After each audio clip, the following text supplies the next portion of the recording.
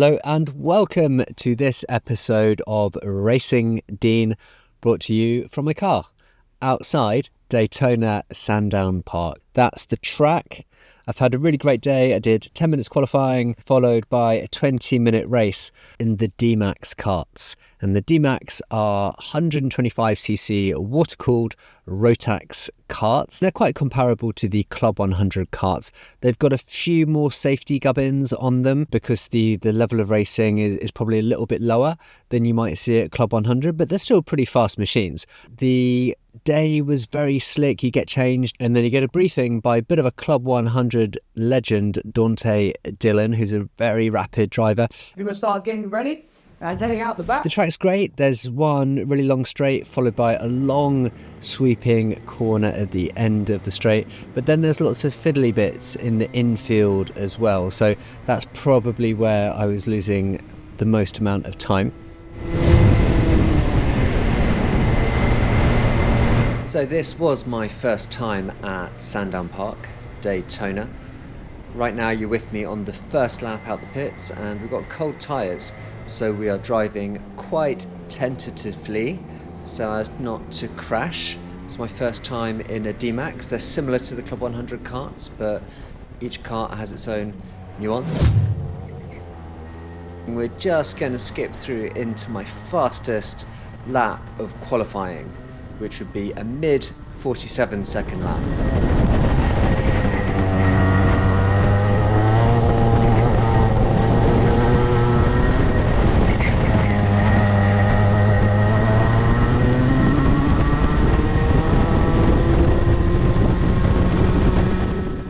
Nice and fast through this corner. I did enjoy this corner. It's one of those ones that you can just kind of sling it into and kind of deal with whatever happens. This corner, however, was tricky. Very hard to conserve momentum through there. And similarly, this corner, not bad there, using a nice bit of curb, but I just didn't quite feel like I was able to get on the power smoothly enough or fast enough to really capitalise on that exit.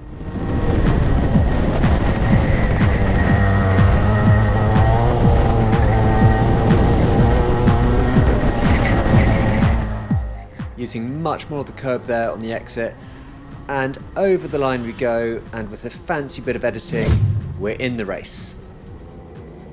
I would qualify 4th and we have a rolling start, so we're just coming onto the start finish straight now, looking for that green light, and away we go.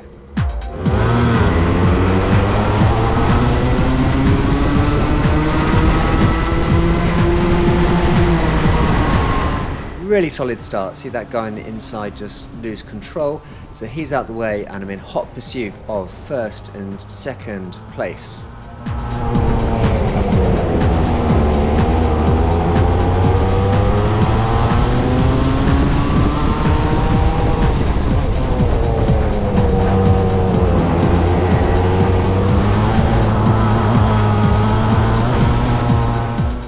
I don't really know how heavy these other drivers were. I'm around about 85 kilograms at the moment, so at the heavier end of things. I think I was probably a bit taller than both of them as well, but that's no excuse. They were both faster than me. I thought I might be able to catch up on 2nd place here, but he really got better as the race went on and I wouldn't see him again.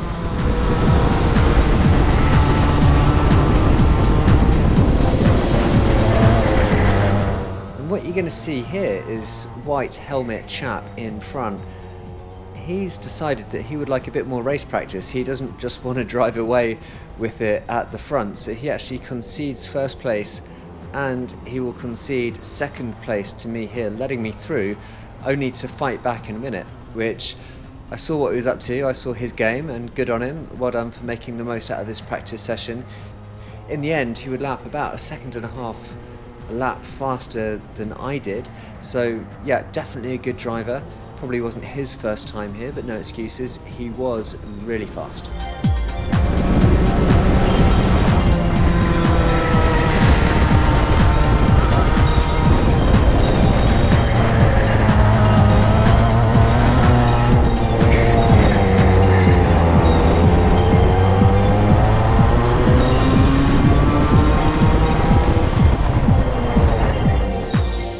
So as I was still learning the track in a way, I thought I'd try and stay on the back of him and see what I could do, but he pulled right away. So congratulations, you're a faster driver than I am.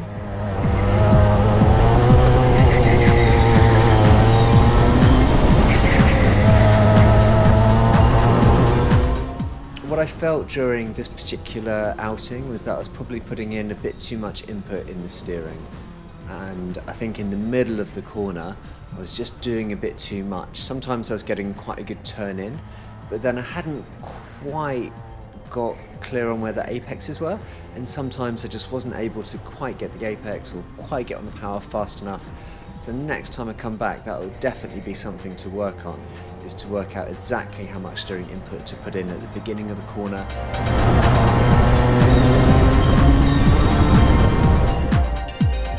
I think conditions-wise, it was great. It was crisp and cold, it wasn't wet at all, and it took about 2 laps for the tyres to get in, but after the tyres were warmed up, we were lapping very well. These are good weather conditions for these DMAX karts.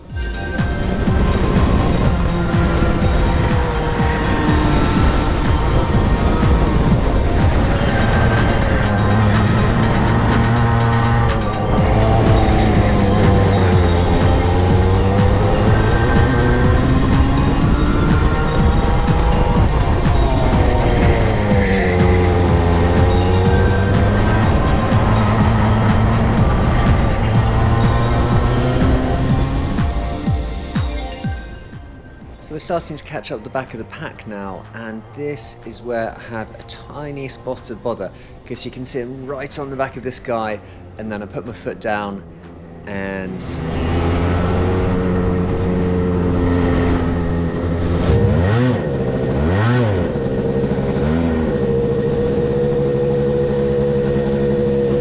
Let's go. and then we're back out on the circuit to see what we can do to get the best out of this session. Now we come flying down the straight and the tyres are not warm at all, so there's a moment of like, oh god, what's going to happen here? But we keep it on the black stuff, just about, and start to get into the swing of things. Now this kart, when you hit the brakes, really was quite unstable, like it wanted to pull to the left when you hit the brakes for some reason.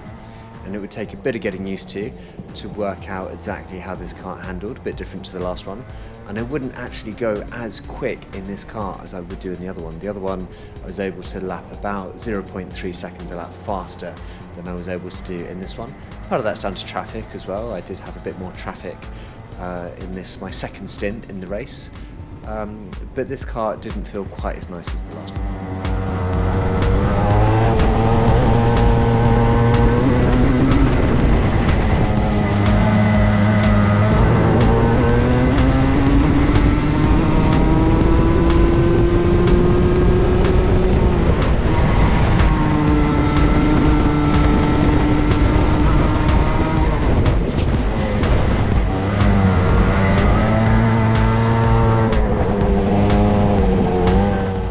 Mentioned Dante Dillon at the beginning, and I watched one of his track guides on YouTube before coming along, and what I did notice was that he was putting in some very considered but quite forceful steering inputs, and then pretty much keeping the steering wheel straight through the corner.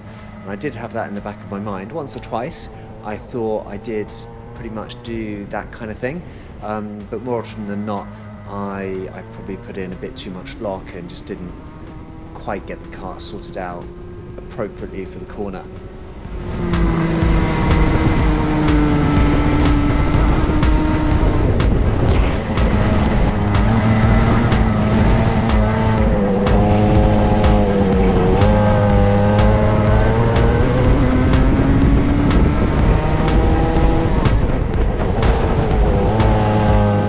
Now that was a good one. That was a better example of a quite forceful input at the beginning, and then just driving through the corner with the steering wheel almost straight. If I could have done that at every corner, I think I'd have been doing a bit better than I was in the end.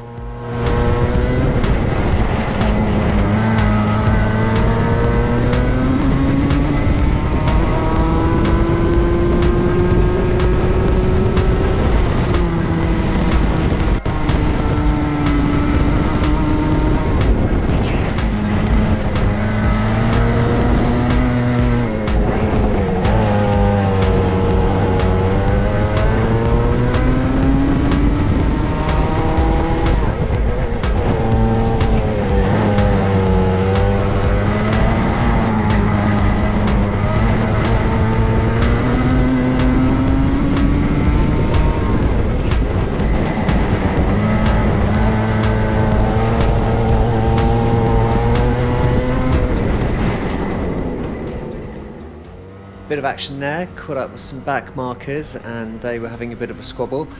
Managed to stay out of it pretty much, but you did see our old friend race leader in the white helmet. He's right on my tail, and I did see that he was there, so I was ready to see him go past me at some point.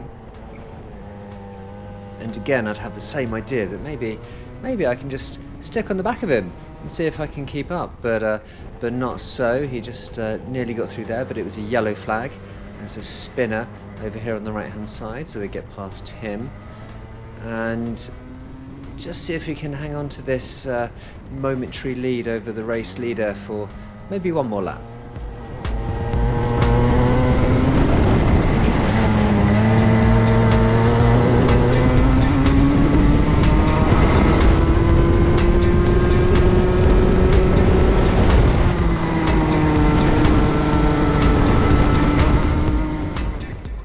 But there he goes, really light on the brakes. Great job, really clean overtake, clinical precision. I go wide on that corner as well to make things worse, and he's off into the distance again. That's it from me. I really enjoyed going to Daytona Sandown. The crew were really friendly, really professional. You can hear commentary when you're in the reception, the waiting room. I did have that problem with my car, but they were very kind and gave me a 50% off my next time. So I look forward to cashing that one in and visiting them again sometime soon. That's it from this episode of Racing Dean, and I'll catch you at the next one.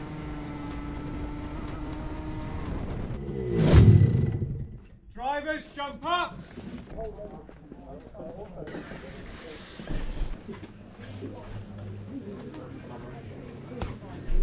Outside for the podium, please, DMAX.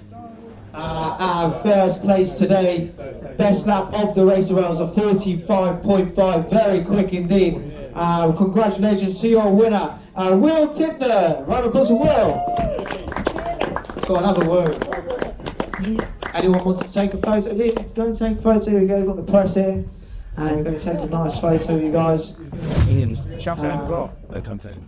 are your top four then out there today. These are the drivers to learn.